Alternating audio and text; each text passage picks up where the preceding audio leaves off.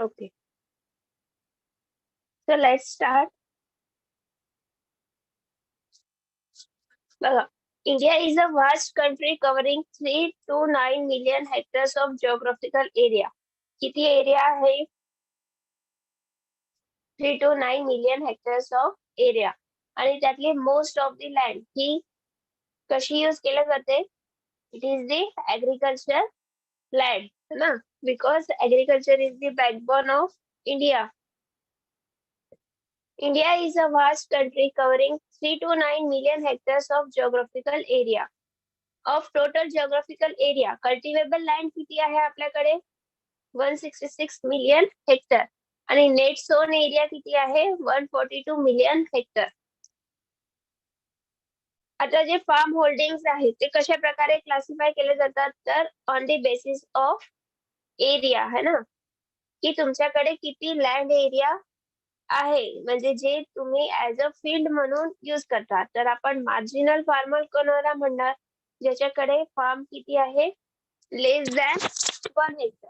आणि small farmer कोणाला म्हणणार? 1 to 2 हेक्टर ज्याच्याकडे शेती आहे त्याला आपण म्हणणार small farm. Then semi medium farm holding कशाला म्हणणार? ज्याच्याकडे 2 to 4 हेक्टर आहे. मीडियमला 4 to 10 आणि लार्ज ग्रेटर दॅन 10 हेक्टर. तर तुम्हाला एक्झाम मध्ये याच्यावर क्वेश्चन्स येतात की which of the following farm holding is called as marginal. तर मग तुम्हाला ऑप्शन मध्ये हे सगळे ऑप्शन्स दिलेले राहणार की तुम्हाला चूज काय करायचं आहे? Less than 1 hectare. सिमिलरली तुम्हाला लार्ज, मीडियम, सेमी मीडियम हे विचारलं जाऊ शकते. आता in India more than 75% belongs to marginal. किती मार्जिनल आहे? 75% farmer are marginal and small category factors. Small category land holdings. Then with more than 70% of area under rain-fed crop. आपल्याकडे पावसावर आधारित शेती सगळ्यात जास्त आहे. That is 70% area is under rain-fed crops. 75% कोण आहे? मार्जिनल आणि स्मॉल कॅटेगरी फार्मर्स आहेत. आणि त्यामध्ये पण 70% एरिया हा कशाच्या बेसिसवर कल्टिवेट केला जातो? तर रेनफेड क्रॉपच्या बेसिसवर किंवा रेनफेड फार्मिंगच्या बेसिसवर आपण कल्टिवेशन घेतो. Power is the basic requirement of agriculture. आता जर ऍग्रिकल्चर मध्ये पॉवरच नसली तर ऍग्रिकल्चर कॅरी आउट करता येईल का? Can you imagine agriculture without power? ऍग्रिकल्चरचं बेसिक युनिटच काय आहे? पॉवर. कारण की विदाउट पॉवर आपण ऍग्रिकल्चर मध्ये कुठलंही काम करू शकत नाही. साधा आपण स्वतः म्हटलं काम करायचं तरी आपली पण एनर्जी त्याच्यामध्ये लागत आहे. आपण बसल्या बसल्या ऍग्रिकल्चर करू शकतो का? कॅरी होऊ शकते का? नाही होऊ शकत. आपल्याला त्याच्यासाठी काय लागणार आहे? पॉवर लागणार आहे. Farming operation needs some type of power unit at a farm to operate machineries for.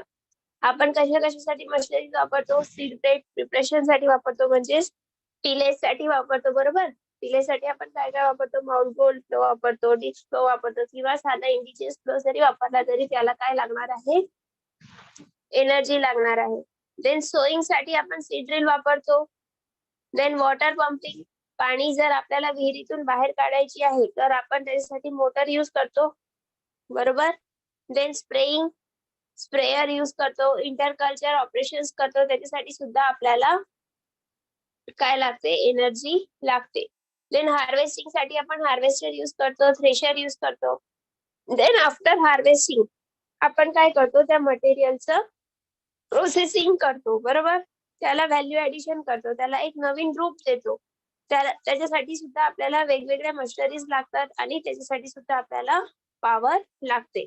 Then हॉलिंग work, तर ह्या सगळ्या कामासाठी आपल्याला काय लागते? पॉवर लागते.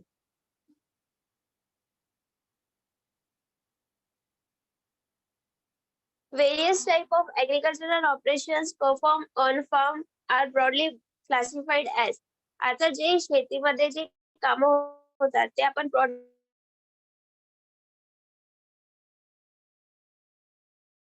आणि दुसरं आहे स्टेशनरी वर्क. सगळ्यांना माझा आवाज येतोय ना?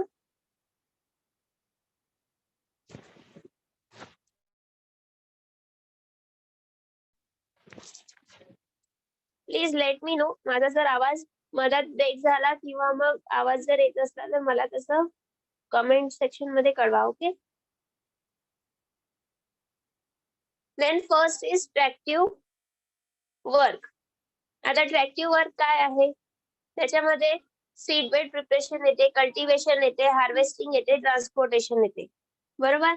Then stationary work. What is stationary work? It consists of silage cutting, feed grinding, threshing, winnowing, lifting of irrigation water. तर हे सगळे वर्क आपण या दोन कॅटेगरी मध्ये क्लासिफाय केलेले आहेत. These operations are done by different source of power, namely human, animal, mechanical, electrical and renewable energy sources. आता ह्युमन पॉवर म्हणजे ऍग्रीकल्चर लेबर जे काम करणार. ओके.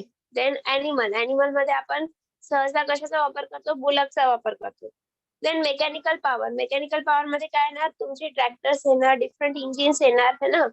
इलेक्ट्रिकल पॉवर म्हणजे जे इलेक्ट्रिसिटी तुम्ही यूज करता, इलेक्ट्रिक पॉवर सोर्स किंवा इलेक्ट्रिसिटीवर बेस्ड एनी इक्विपमेंट तुम्ही यूज करता, ते सगळं कशामध्ये येणार?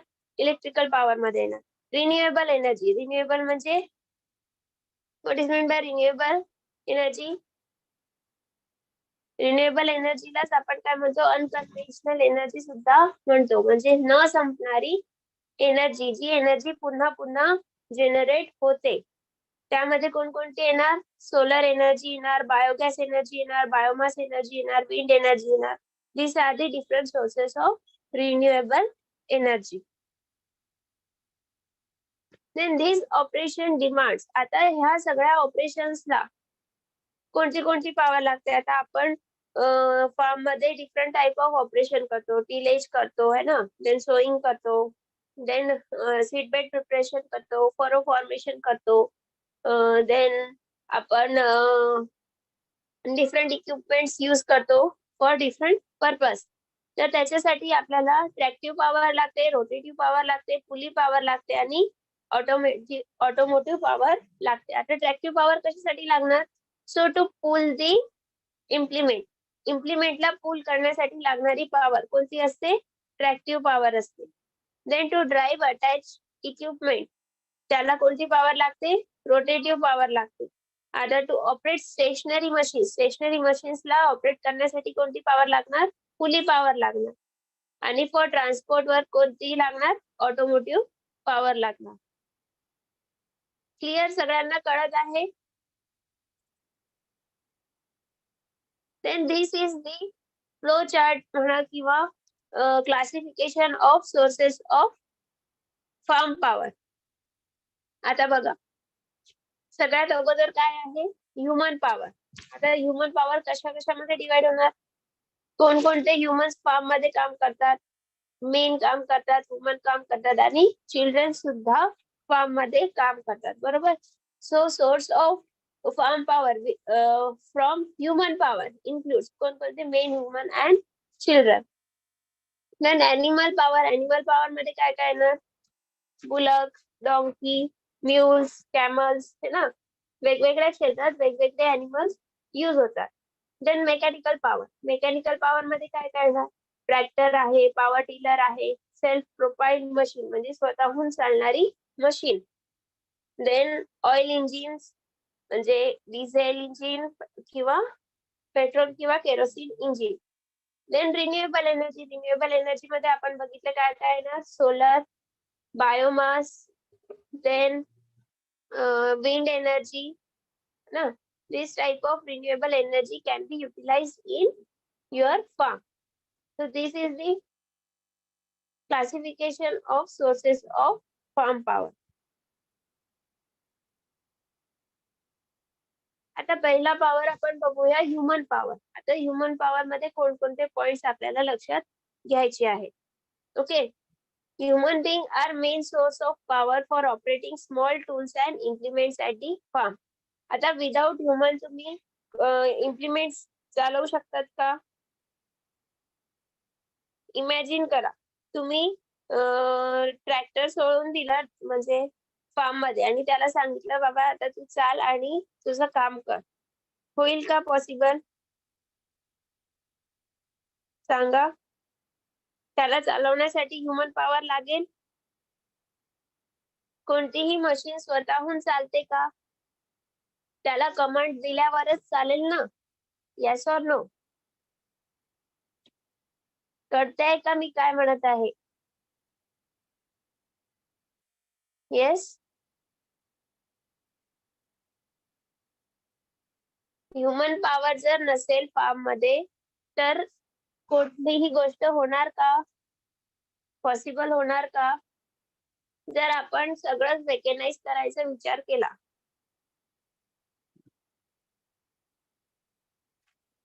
विदाउट ह्युमन पॉसिबल आहे का कुठलाही वर्क फार्म मध्ये? जर ह्युमन पॉवरच नसेल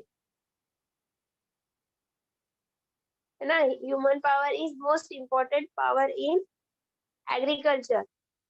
तर जे पण स्मॉल टूल्स आहेत किंवा कुठलीही इम्प्लिमेंट आहे त्याला चालवण्यासाठी कोणती पॉवर लागणार आहे? ह्युमन पॉवर लागणार आहे. They are also employed for doing stationary work like threshing, winnowing, chaff cutting, and lifting irrigation water. Then, of the total rural population in India, only 30% is available for doing farm work. म्हणजे तुम्हाला जर विचारलं की how much percent of agricultural laborers are available for farm work, तर किती म्हणणार? 30%. The indications are there is decline in number of labor employed for the agriculture. जर तुम्ही बघितलं असेल अगोदरच्या काळात सगळ्यात जास्त सगळेजण कशामध्ये एंगेज होते?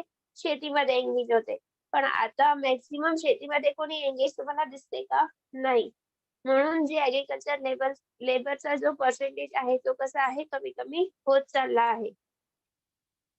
On an average, a strong man develop maximum power of 75 watt, that is about 0.1 horsepower. आता एक ह्युमन बिंग किंवा स्ट्रॉंग मॅन आपण ज्याला म्हणू तो किती पॉवर डेव्हलप करतो? 75 वॅट. त्यालाच आपण जर हॉर्स पॉवर मध्ये कन्वर्ट केलं तर किती येते? 0.1 हॉर्स पॉवर म्हणजे HP for doing farm work. The average human power availability in sustained working are as follows. आता जर आपण नॉर्मल ह्युमन म्हटलं, ठीक आहे, he is not very much strong and not very much big. एक normal person किंवा एक आपण ऍव्हरेज जर पकडला तर ऍव्हरेज मेल किती देते एनर्जी, म्हणजे किती एनर्जी तो इनपुट करू शकते फार्म मध्ये? तर 0.06 किलोवॅट किंवा 60 वॅट. फिमेल किती करते?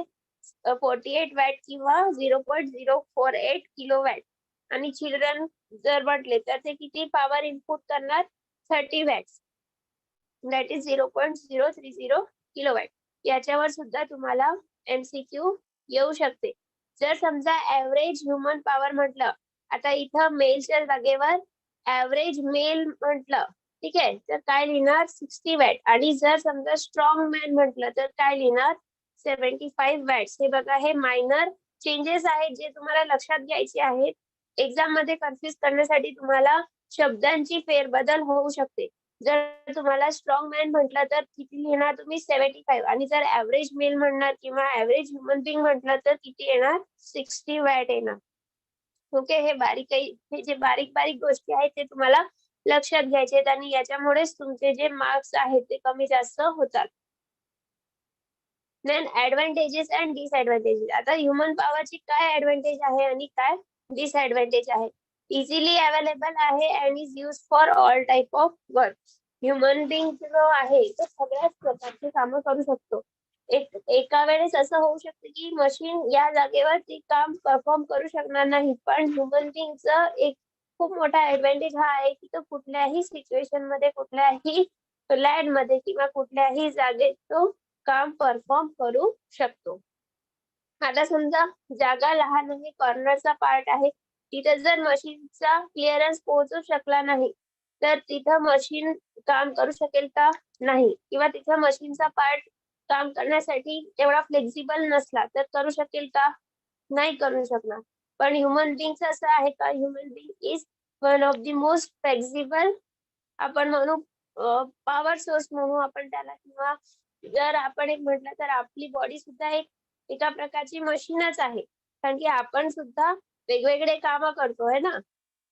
तर त्या सिच्युएशनला ह्युमन बीइंग तो काम करून घेईल, पण त्या मशीनसाठी ते शक्य होणार का? नाही होणार. So it is easily available and use for all type of work.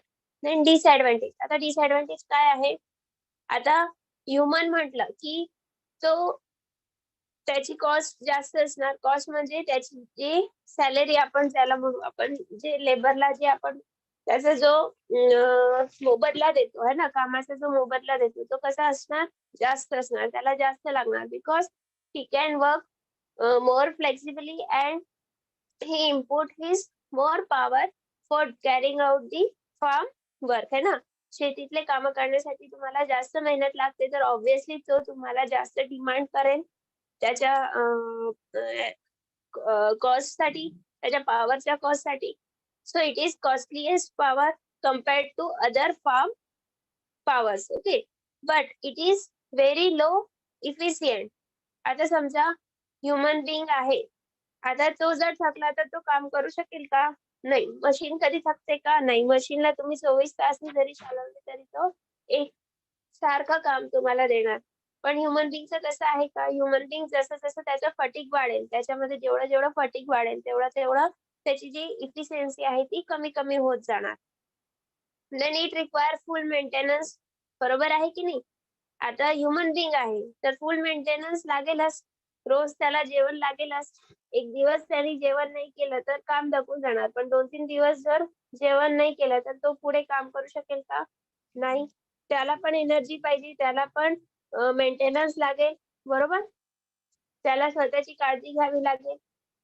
तर human being require full maintenance when not in use and affected by weather condition and season. आता ह्युमन बिंग बीमार पडतात, मशीन बीमार पडते का? सांगा. Human being बीमार पडते, मशीन बीमार पडते का? नाही पडत. म्हणून हे जे आहेत हे काही ह्युमन पॉवरचे डिसएडव्हांटेज आहेत, पण या डिसएडव्हांटेजला आपण कोप अप करू शकतो. दिस आर नॉट दॅट हार्ड की आपण याचे जे डिसएडव्हांटेज आहेत ते आपण कोप अप करू शकणार नाही. ठीक आहे. सो हे सगळं होतं तुमचं ह्युमन पॉवर बद्दल. आता आपण वळूया ॲनिमल पॉवर बद्दल. ठीक आहे. आता ॲनिमल पॉवर म्हणजे जी पॉवर आपल्याला कोणापासून मिळते? ॲनिमल पासून मिळते. बरोबर? आता the most important source of power on the farm all over the world and particularly India is animal.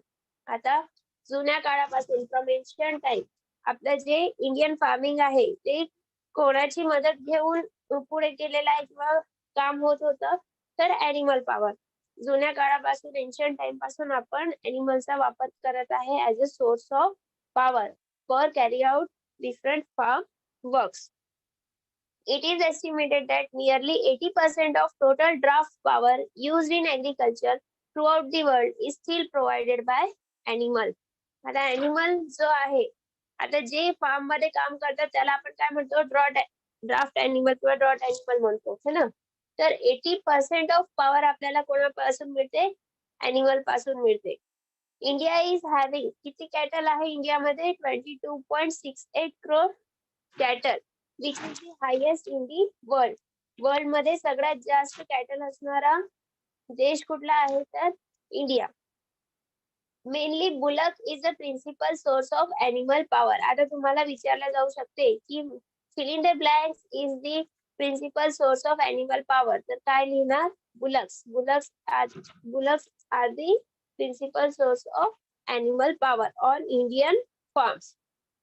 However, camel, horses, donkey, mules, elephants, and buffaloes are also used for work at different places.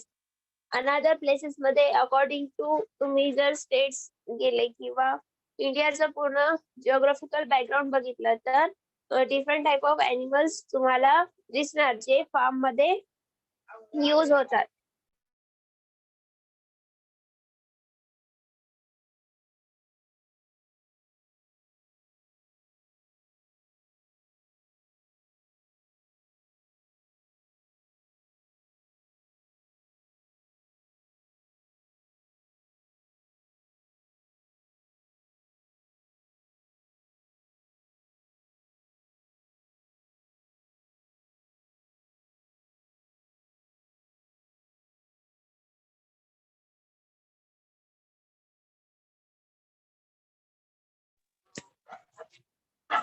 सगळ्यांना screen visible होत आहे?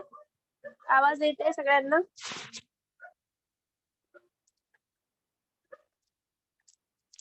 बघा, the average force of bullock can exerted is nearly equal to 1/10 of its body weight. This is the most asked question in examination. हा नेहमीच तुम्हाला प्रश्न विचारला जातो. This is most important point, most IMP. The average force of bullock किती असते? 1/10 of its body weight. 1/10 of its body weight. The power developed by an average pair of bullock is about 1 HP, that is 750 watt for usual farm work. आता जर एक pair आपण use केली तर ते किती HP पॉवर जनरेट करते? तर 1 HP पॉवर जनरेट करते, that is 750 watts. Then generally a medium sized bullock can develop between 0.50 to 0.75 HP power. आता बघा इथे सुद्धा तुम्हाला जसं ऍव्हरेज ह्युमन आणि स्ट्रॉंग मॅन बद्दल होतं, डिफरंट होतं, तसं सिमिलरली याच्यामध्ये सुद्धा मीडियम साईज बुलक आहे आणि ऍव्हरेज फोर्स ऑफ बुलक एक म्हणजे स्ट्रॉंग बुलक आपण म्हणू शकतो याला, आणि याला म्हणू शकतो आपण मीडियम साईज बुलक किंवा ऍव्हरेज बुलक जर आपण म्हटलं. ठीक आहे, तर जर फक्त तुम्हाला बुलक आला किंवा ऍव्हरेज फोर्स ऑफ बुलक जर अशा प्रकारे जर प्रश्न विचारला गेला तर तुम्ही आन्सर काय लिहिणार? 1/10 ऑफ इट्स बॉडी वेट आणि 750 वॅट्स तुम्हाला पेअरचं विचारला गेलं तर लिहायचं. ठीक आहे, आता जर तुम्हाला मीडियम साईज बुलक जर म्हटलं तर त्याची तुम्हाला रेंज दिलेली आहे, किती आहे? 0.50 टू 0.75 HP. ओके, जर तुम्हाला रेंज मध्ये दिलेलं असेल एक्झाम मध्ये ऑप्शन तर तुम्हाला काय चूज करायचं आहे? 0.50 टू 0.75 HP. Okay, clear? आता on the basis of body weight, ठीक आहे, बॉडी वेटच्या बेसिसवर ड्रॉट एनिमल हे क्लासिफाईड केले जातात. आता स्मॉल कोणाला म्हणून त्याचं वेट किती असणार? 200 टू 300 kg असणार. ठीक आहे, आता येतोय आवाज सगळ्यांना? आवाज येतोय का सगळ्यांना? प्लीज एकदा कन्फर्म करा.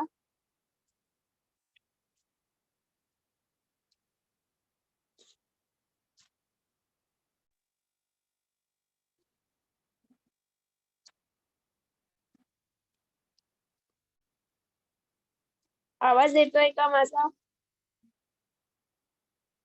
ओके, बघा, तर स्मॉल आपण स्मॉल कॅटेगरी मध्ये कोणाला टाकू ज्याचं बॉडी वेट किती आहे? 200 टू 300 kg आहे. मीडियम मध्ये कोणाला टाकू ज्याचं वेट 301 टू 400 kg आहे. देन लार्ज मध्ये 401 टू 500 kg. आणि हेवी मध्ये काय येणार? Above 500 kg. या क्लासिफिकेशन वर सुद्धा तुम्हाला एमसीक्यू विचारले जातात. Then most important part, that is power availability from draught animal is related to its body weight. हे आपल्याला माहिती आहे. तर बुलक्स मध्ये किती राहणार? 10% ऑफ इट्स बॉडी वेट, बरोबर? 10% ऑफ इट्स बॉडी वेट. आता बफेलोज मध्ये किती राहणार? 12% of it body weight. Camel मध्ये 18% ऑफ इट बॉडी वेट आणि डॉंकी मध्ये 32% ऑफ इट बॉडी वेट. हे सुद्धा तुम्हाला मोस्टली आस्क्ड क्वेश्चन आहेत, मोस्टली आस्क्ड इन एक्झामिनेशन. तुम्हाला बुलकचं विचारलं तर किती येणार? 10% ऑफ इट्स बॉडी वेट किंवा 1/10 ऑफ इट्स बॉडी वेट. बफेलोचं विचारलं तर 12% म्हणजेच 112. कॅमलचं विचारलं तर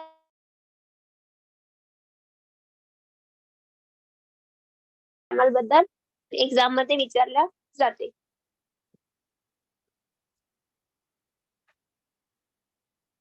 आता ऍडव्हान्टेजेस, एनिमल पॉवर ऍडव्हान्टेजेस आहेत. फर्स्ट इज इझिली अवेलेबल, सगळ्यांकडे इझिली अवेलेबल असते. Use for all types of work. Low initial investment, initial investment कशी आहे? कमी आहे. supplies manure to the field and fuels to the farmer. बरोबर. आता animal स्वतः तर काम करतातच, सोबत सोबत त्यांच्यापासून आपल्याला काय मिळते, मॅन्युअर मिळते, जे आपण ऍज अ फर्टिलायझर म्हणून फील्ड मध्ये यूज करू शकतो. Then it lives on farm produce, जे पण तुमचं फार्मचं प्रोड्यूस आहे. आता समजा तुम्ही हार्वेस्ट केलं, तर जे फार्म मधून जे तुमचं वेस्ट असेल, जे तुम्ही ऍज अ फूड म्हणून कंझ्युम करत नाही, पण ते आपण ऍज अ फूड म्हणून ॲनिमलला देऊ शकतो. Then disadvantages. डिसएडव्हान्टेजेस काय आहे? Not very efficient, seasons and weather affect efficiency same as human, है ना. ह्युमनला पण सीझन आणि वेदर अफेक्ट करते, तसंच ॲनिमलला सुद्धा सीझन आणि वेदर अफेक्ट करतात. Cannot work at a stretch, खूप वेळपर्यंत तुम्ही त्यांच्याकडून काम करून घेऊ नाही शकत, त्यांची पण एक लिमिट असणार. जसं ह्युमन 8 आवर्सच्या पलीकडे काम करू शकत नाही, तसंच ॲनिमल्सचं सुद्धा आहे. तुम्ही ॲनिमल्सला कंटिन्युअसली राबवून घेऊ शकत नाही. Required full maintenance when there is no farm work. आता तुमचं काम नाहीये समजा फार्म मध्ये, तरी त्यांना त्यांचं जे मेंटेनन्स आहे, मेंटेनन्स म्हणजे त्यांना लागणारं जे फूड आहे किंवा जे फॉडर आहे तुम्हाला ते त्यांना द्यावंच लागणार आहे. असं चालेल का की आज शेतात काम नाही आहे तर त्यांना जेवण द्यायचं नाही म्हणून? नाही, तुम्हाला काम असो की नसो त्यांचं फुल मेंटेनन्स तुम्हाला ठेवावं लागते. Then create unhealthy and dirty atmosphere near the residents. आता जे डंग असते त्यांच्यापासून जे क्रिएट झालेलं असते, त्याच्यामुळे काय होते की अनहेल्दी किंवा डर्टी ॲटमॉस्फिअर क्रिएट होते. केव्हा होणार? जेव्हा त्याचा जो होल्डर आहे, ॲनिमल होल्डर आहे, जर तो तिथं क्लीनलीनेस ठेवणार नाही किंवा तो एरिया जर तिथला त्यांनी क्लीन ठेवला नाही जिथं तो त्याचे ॲनिमल ठेवतो, तर त्यामुळे काय होणार? डर्टी ॲटमॉस्फिअर क्रिएट होणार. They are very slow in doing work. त्यांची जी वर्किंग स्पीड आहे ती कशी आहे? स्लो आहे, कमी आहे. So this were the advantages and disadvantages of animal power. आता आपण बघूया मेकॅनिकल पॉवर. मेकॅनिकल पॉवर मध्ये मी तुम्हाला म्हटलं होतं काय येणार? मशीन्स येणार, ट्रॅक्टर आहे, डिफरंट इंजिन्स आहेत, ते सगळे कशामध्ये येणार? मेकॅनिकल पॉवर मध्ये येणार. It is available through tractor, power tiller and oil engines. आता ऑइल इंजिन्स म्हणजे IC engines. It is highly efficient device for converting fuel into useful work. The thermal efficiency of diesel engine varies between 32 to 38%. हे सुद्धा तुम्हाला question येते की diesel engine ची thermal efficiency किती आहे? 32 to 38%. Whereas that of the carburetor engine, petrol engine ची किती आहे? 25 to 32%. हे दोन्ही तुम्हाला क्वेश्चन एक्झाम मध्ये येतात की डिझेल इंजिनची इफिशियन्सी किती आहे? 32 to 38 आणि पेट्रोल इंजिनची किती आहे? 25 to 32%. In recent years, diesel engine tractors and power tillers are operated by diesel engine.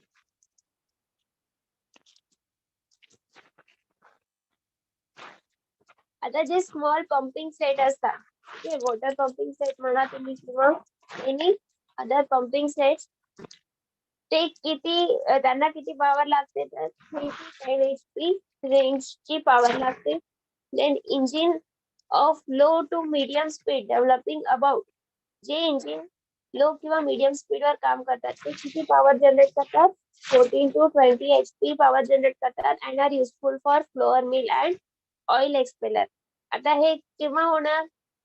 After harvesting. किंवा ह्या सगळ्या कुठं यूज होणार? ऍट प्रोसेसिंग सेक्टर, है ना.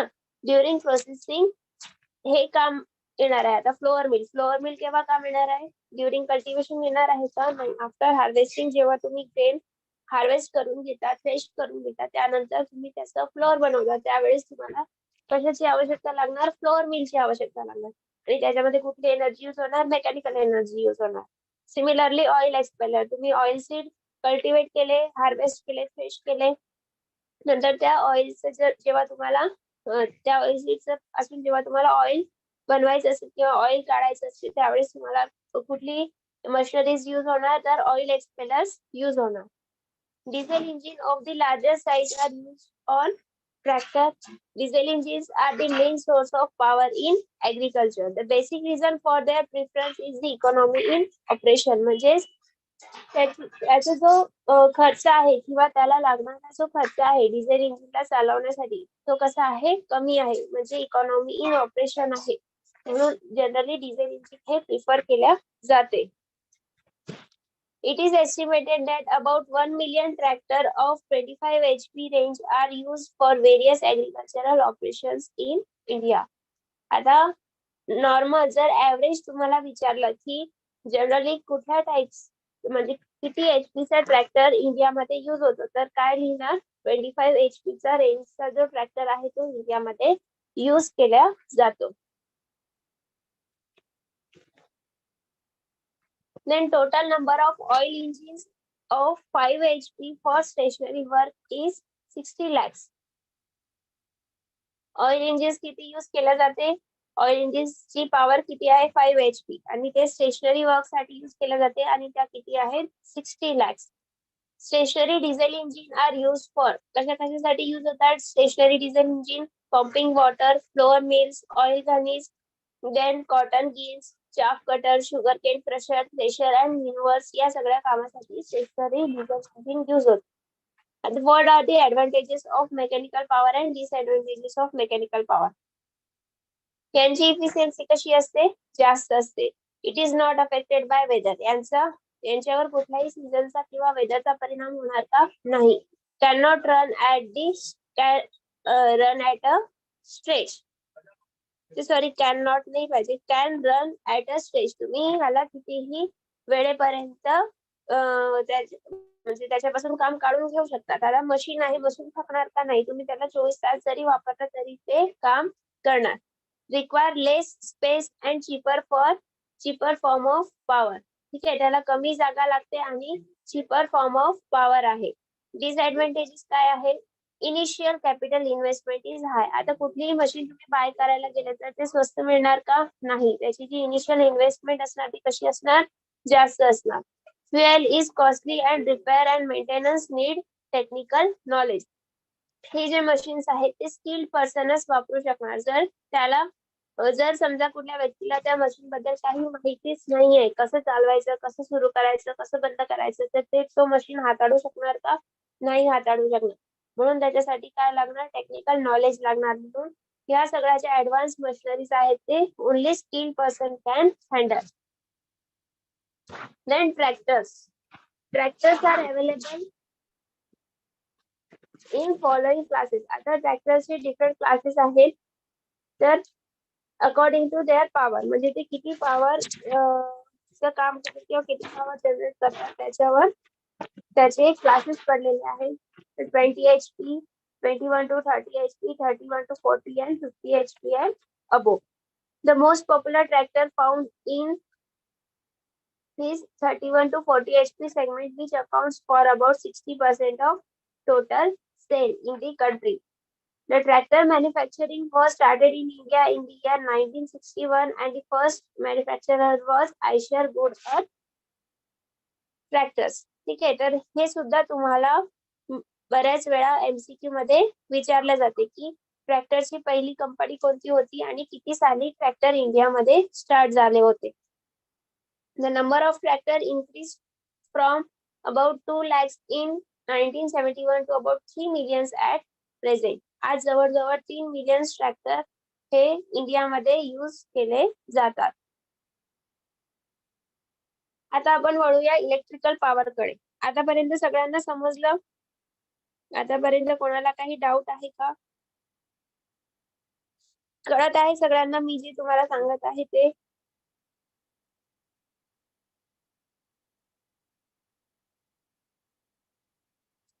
ओके तर बघूया आता इलेक्ट्रिकल पॉवर म्हणजे जिथे आपण इलेक्ट्रिसिटी यूज करतो. Nowadays electricity has become a very important source of power on farm and various states of country.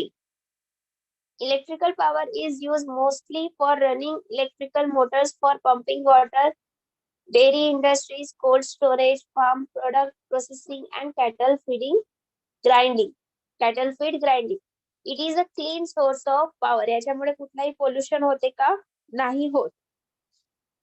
And smooth running, कुठल्याही प्रकारचा आवाज नाही होत, नॉइज पोल्युशन नाही होत, एअर पोल्युशन नाही होत है ना.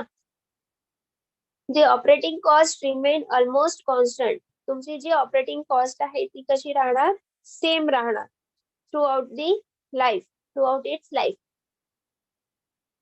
It's maintenance and operations need less attention and care. याच्याकडे एकदम म्हणजे खूप जास्त अटेन्शन किंवा केअर द्यायची गरज आहे का? एकदा तुम्ही इलेक्ट्रिक सोर्स वर मशीन लावलं तर त्याच्या वर्क संपेपर्यंत तो व्यवस्थित काम करणार. त्याला मदत फटीक येणार का? ह्युमन किंवा अॅनिमल सारखं नाही. It will work on it on.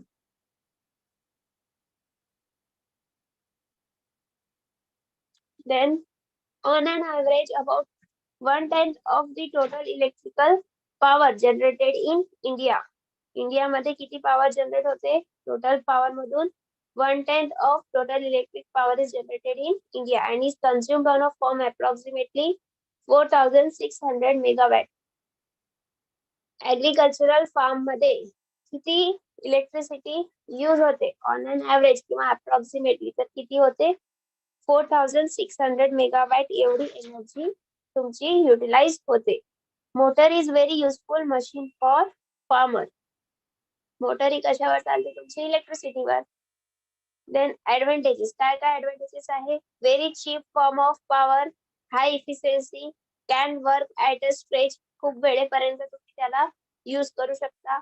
Maintenance and operating cost is very low and not affected by weather condition. कुठल्याही वेदरचा इलेक्ट्रिसिटीवर परिणाम होत नाही.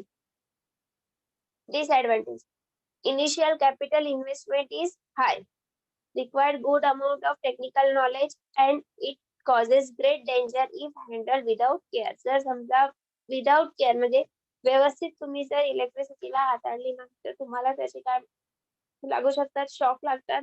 आता जर समजा कुठली जागा ओली आहे आणि जर समजा एखादा इलेक्ट्रिक पॉवरचा सोर्स किंवा इलेक्ट्रिक वायर ज्याच्यामधून करंट फ्लो होत आहे आणि त्याच्या कॉन्टॅक्ट मध्ये आला तर तो एरिया पूर्ण कशाने अफेक्ट होणार? कोणता पर्सन जर तिथे आला तर त्याला काय लागणार? शॉक लागणार ना. आणि it will create dangerous accident. So जर तुम्ही त्याला व्यवस्थित हाताळली नाही तर इट कॅन कर्ज रॅदर दॅन बीइंग बुल, है ना. बळदांच्या जागेवर काय बनून जाणार? ते कर्ज बनून जाणार. Now the last part of our topic is renewable energy. Renewable energy म्हणजे अक्षय एनर्जी म्हणजे अक्षय ऊर्जा, कधी न संपणारी ऊर्जा, परत परत निर्माण होणारी ऊर्जा. It is the energy mainly obtain from, कोणाकोणापासून मिळते आपल्याला? Biogas, biomass, solar and wind are the mainly use in agriculture. Agriculture मध्ये या मेन सोर्सचा आपण यूज करतो. कुठल्या? Biomass, biogas, solar and wind for power generation in various agricultural processing operations. It can be used for lighting, power generation, water heating, drying, greenhouse heating, water distillation, refrigeration, and diesel engine operation. This type of energy is inexhaustible in nature. म्हणजे कधी न संपणारी energy. The availability of wind energy for farm work is quite limited. Wind energy चा आपण farm मध्ये खूप कमी वापर करतो.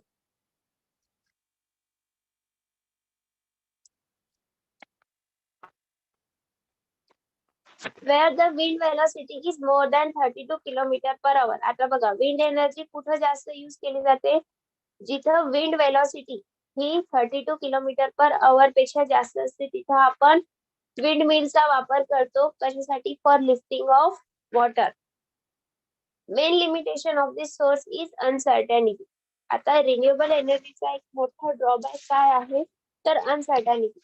आता हिवाळा सुरू आहे, तुम्ही बघत असणार आता मागच्या 2-3 दिवसात ऊन होती म्हणजे सूर्य उगवला होता पण आपल्याला त्याची एनर्जी मिळत होती का? सनलाइट मिळत होती का? नाही. Sunlight was not there. So आपल्याला सोलर एनर्जी मिळत होती का? नाही मिळत होती. सिमिलरली आता विंड आहे, विंडची वेलोसिटी कॉन्स्टंट असणार का प्रत्येक दिवसाला? नसणार. It will vary according to day. So आपण असं नाही म्हणू शकत की आज जर सनलाईट आपल्याला एवढी सपोज आपल्याला 10 मेगावॅटची सोलर एनर्जी भेटली तर ती सेम एनर्जी आपल्याला दुसऱ्या दिवशी मिळेल याची काही गॅरंटी नसते. म्हणजे they are uncertain in nature. Average capacity of windmill would be about 0.5 HP. Windmill पासून आपल्याला किती एनर्जी मिळते? ऍव्हरेज एका विंडमिल पासून 0.5 HP एवढी एनर्जी मिळते. There are about 2540 windmills in India. इंडियामध्ये किती विंडमिल्स आहेत? 2540 windmills आहेत. It is the cheapest source of farm power available in India. Renewable energy is the cheapest source of farm power available in India. Now status of farm power in India. इंडियामध्ये farm power चं काय status आहे? Agriculture is the most important sector in Indian economy. Most of the farming is done on small holdings. About 78% of farm holdings belongs to small and marginal. About 22 belongs to semi-medium, medium and large farm holders. India is yearly producing more than 2.5 lakh of tractors, 10,000 power tillers, 10 lakh pumping set and 2,000 combined harvester. Yet Indian agriculture lack of farm power which need to be increased from 1.2 kilowatt per hectare to at least 2 kilowatt per hectare. आता इंडियाची जी Indian ॲग्रिकल्चरची जी form power आहे ती आपल्याला किती वाढवायची आहे? 2 kilowatt per hectare वाढवायची आहे आणि अवेलेबल किती आहे सध्या? 1.25 किलोवॅट पर हेक्टर एवढी आहे. Draft animal and farm workers are important source of farm power. Then mechanization possibility is strongly influenced by. आता मेकॅनायझेशन कुठं वापरायचं हे कशावर जास्त डिपेंड म्हणजे कशामुळे जास्त इन्फ्लुएन्स झालेली आहे म्हणजे मेकॅनायझेशनची गरज का भासत आहे? Farm size, then cost of farm labor, availability of suitable machines, pressing need of farmer and socio-economic compulsion of local people to have custom hiring services. म्हणजे कस्टम हायरिंग सर्व्हिसेस म्हणजे तुम्हाला भाड्यावर मशीन्स मिळतात. म्हणजे तुम्हाला जर समजा कंबाईन हार्वेस्टरचं काम आहे तर तुम्हाला ते विकत घ्यायची गरज आहे का? नाही. तुम्ही ते कस्टम हायरिंग सर्व्हिसच्या बेसिसवर तुमच्या फार्म मध्ये कंबाईन हार्वेस्टरचा यूज करू शकता. तुम्ही जे पण कस्टम हायरिंग सर्व्हिस देतात म्हणजे जे तुम्हाला भाड्याने मशीन्स देतात त्यांच्याकडे तुम्ही जायचं. ते तुम्हाला स्पेसिफिक आर्ट्स साठी म्हणजे 8 तासासाठी म्हणा, 4 तासासाठी, 1 तासासाठी जेवढ्या तासासाठी तुम्हाला त्या मशीनची आवश्यकता आहे तेवढ्या तास तुम्ही ती मशीन वापरायची. त्याचं भाडं तुम्ही त्या व्यक्तीकडे द्यायचं. या सगळ्या प्रोसेसला आपण काय म्हणतो? Custom hiring services. आणि याच्यामुळे तुम्ही व्हरायटी ऑफ मशीन्स तुम्ही तुमच्या फार्म मध्ये यूज करू शकता. तुम्हाला सगळ्याच मशीन बाय करायची गरज नाही.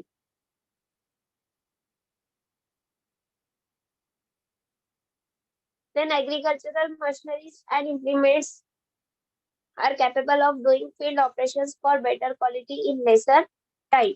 आता जे तुम्ही जर मेकॅनायझेशनचा वापर केला तुमच्या फील्ड मध्ये तर तुम्हाला तुमच्या कामाची जी क्वालिटी आहे ती कशी मिळणार? चांगली मिळणार आणि तुमचं जे काम आहे ते कमी वेळात होणार. The economic growth of a nation depends directly upon availability of energy and its consumption for fruitful utilization. जे इकॉनॉमिक ग्रोथ आहे कुठल्याही देशाची इकॉनॉमिक ग्रोथ हे कशावर डिपेंड असते तर त्या देशाकडे अवेलेबल असणारी एनर्जी आणि त्याचं कन्झम्पशन ते कशा प्रकारे करतात की त्याचं जे आउटपुट आहे ते तुम्हाला मॅक्सिमम मिळेल. Then increase energy input in agriculture directly or indirectly increase the production of cost. जेवढी जास्त एनर्जी तुम्ही तुमच्या ऍग्रिकल्चर मध्ये इनपुट कराल तेवढे जास्त प्रोडक्शन तुम्हाला मिळणार. It is an established fact that inadequacy of power and machinery result in poor yielding